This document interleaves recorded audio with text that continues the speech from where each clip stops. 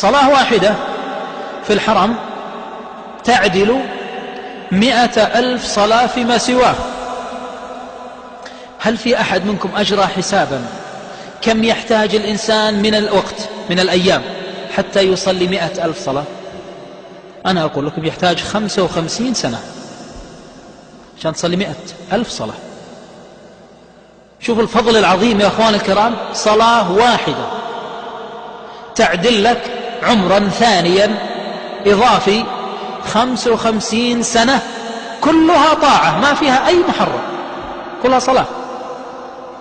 طيب إيش رأيكم لو صلينا 5 صلوات يوم واحد في الحرم؟ تعادل 277 سنة يوم واحد. 10 أيام 2700 سنة وتزيد. شوف الفضل يا أخوان الكرام. أعمار 60 و70 ممكن نجعلها أعمار، أضف عليها ليلة القدر أكثر من 80 سنة ليلة واحدة، ليلة واحدة. فهذا نسميها الأجور المضاعفة.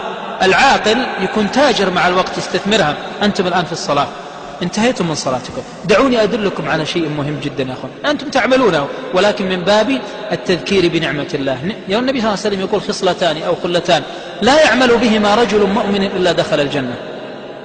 وهذا من استثمار الوقت بالعمل القليل ويعطيني الأجر الكبير.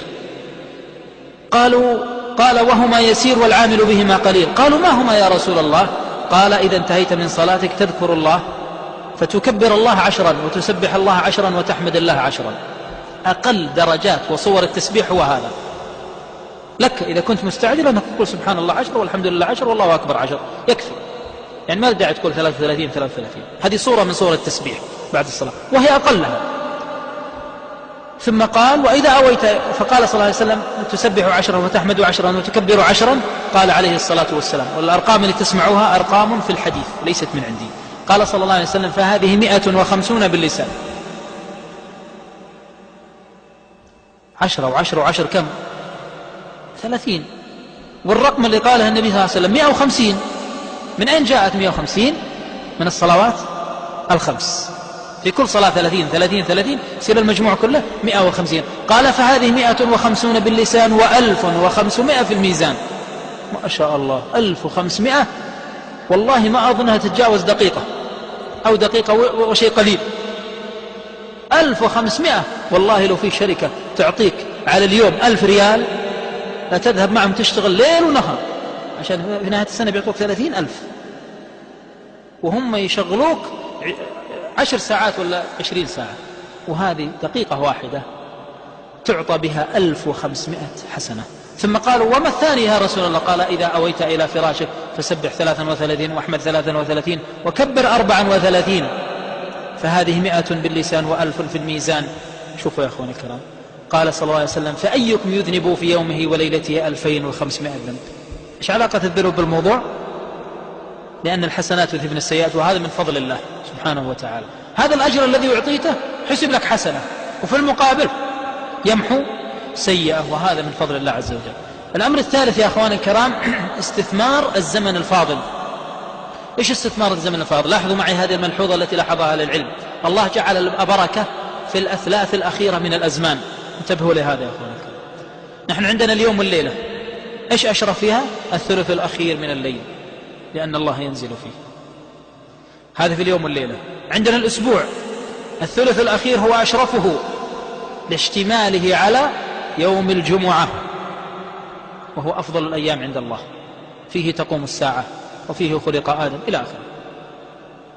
يوم الجمعة نفسه أشرفه الثلث الأخير. ليه؟ لوجود ساعة الاستجابة قبل المغرب. انتهينا من هذا ندخل في الأشهر. الأشهر يا أخواني الكرام أشرفها رمضان، وأشرفه الثلث الأخير منه، وأشرف الثلث الأخير منه الثلث الأخير من الثلث، وهكذا.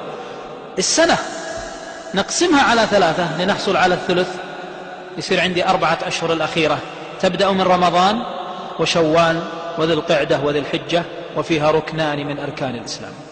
اشتملت على ليلة القدر، اشتملت على رمضان، اشتملت على العيد، اشتملت على يوم عرفة، اشتملت على يوم النحر، اشتملت على الوقوف بعرفة، اشتملت على الحج. كل هذه الفضائل في الثلث الأخير. ومن هذا من فضل الله ولمن تأمله من رحمة الله، لأنه جعل هذه الأشياء الماحية لذنوبنا المعطية الأجور المضاعفة جعلها في نهاية العام، وهذا من فضل الله. لأن إبليس يعمل معنا مع بداية العام، يشتغل معنا إلى نهاية السنة، فنهاية السنة يمحو الله كل ما فعله إبليس إن كنا في عرفة، وأما إن كنا في غير عرفة فإن الله يمحوه بيوم عرفة بصيامه. فلو صمنا يوما واحدا كفر الله به ذنوب سنتين ماضية وقادمة. شوفوا يا أخوان الكرام الفضل والعظمة في هذا الجانب يا أخوان الكرام. فعلينا أن نستثمر مثل هذا. أخيرا يا أخوان الكرام، احذر المقابل، وهو أن تكون الذنوب تزداد عليك وأنت في قبرك. يقول الإمام الحسن البصري: ويل ثم ويل ثم ويل لمن مات وبقيت ذنوبه بعده 100 أو 200 سنة. كيف يكون هذا؟ هذا من سن في الإسلام سنة سيئة، فتح له محل والناس فتحوا مثله، قال كلمة والناس اتبعوها، دعا إلى ضلاله والناس وراءه. انتبهوا من هذا يا أخوانك، من أخطر ما يكون على الإنسان يا أخوانك. وفي المقابل استثمر حتى وأنت ميت. كيف تستثمر وأنت ميت؟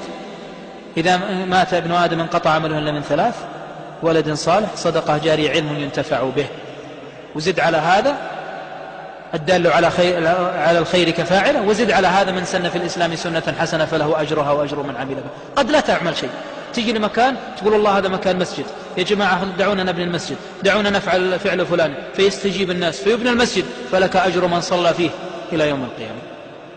ولذلك أجورنا كلنا وأجور هؤلاء البشر وأجور الناس منذ أن بدأت هذه البعثة، منذ أن بدأ الإسلام إلى أن يرث الله الأرض ومن عليها، كلها لمحمد صلى الله عليه وسلم، من غير أن ينقص من أجور الناس شيء، لأنه أول من دعانا إلى هذا. فلنكن مفاتيح خير بكلامنا بآرائنا، لا نكون مفاتيح شر يا أخواني الكرام. هذه أيها الأخوة الكرام خواطر سريعة أحببت التذكير بها في هذا الموقف. أسأل الله عز وجل أن لا يفرق هذا الجمع إلا بذنب مغفور وسعي مشكور وتجارة لن تبور، إنه ولي ذلك والقادر عليه. هذا وصلى الله وسلم وبارك عليه.